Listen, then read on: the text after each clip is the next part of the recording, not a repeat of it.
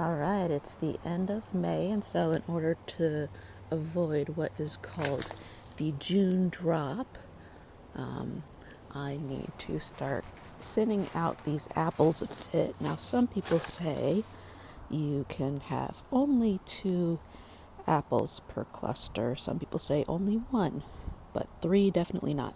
So I'm going to start. I'll leave anybody alone who's just a single one, but if there are folks who are multiple per cluster, like so, I'm going to start thinning those out a bit, and especially up the top there.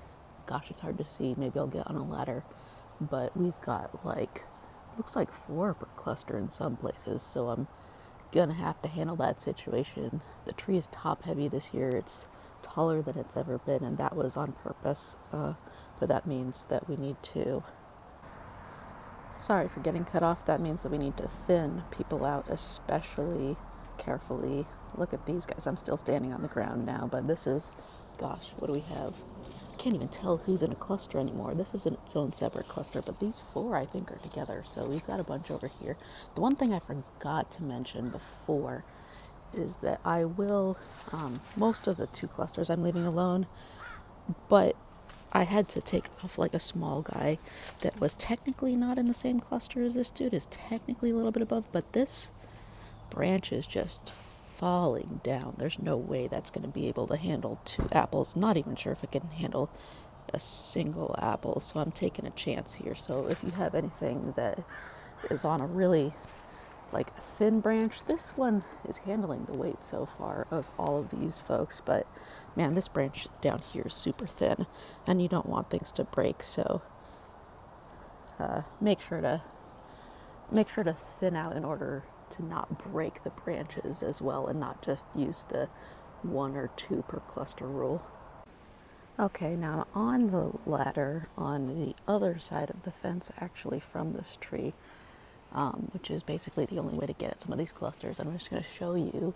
If you look at the ones right up here, these clusters are massive compared to the ones down below. So part of the reason that we allowed this to grow so high is because it doesn't get sun any other way.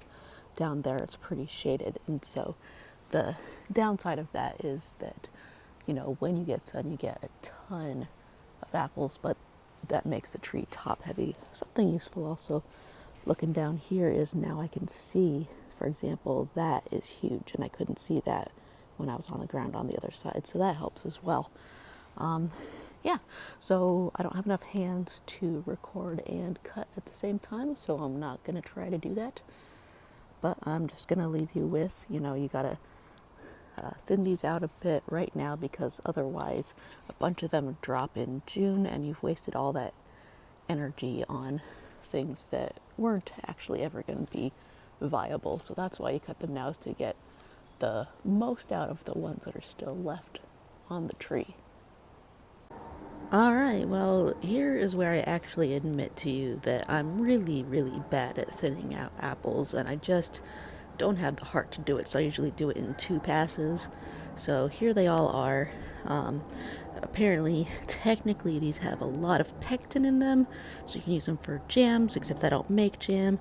Or you can make an apple chutney out of them if you're used to cooking with crab apples. Apparently that's real easy, but I just can't bring myself to, even though I don't want to waste anything, I can't bring myself to, do I have to de-seed and peel all of these? It's just not going to happen. So these are going to go in my compost, and about a week from now maybe I will go through another round of thinning out the apple tree once I've gotten myself psychologically prepared, and also just seeing which apples grow the most during that time.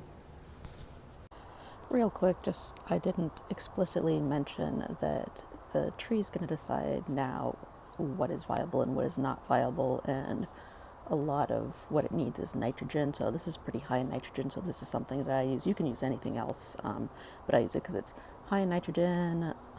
It's from kelp, and since it's liquid, it's going to be bioavailable very quickly. I will probably also throw down a bit of alfalfa because that's also high in nitrogen, but that's not as quickly bioavailable as this is.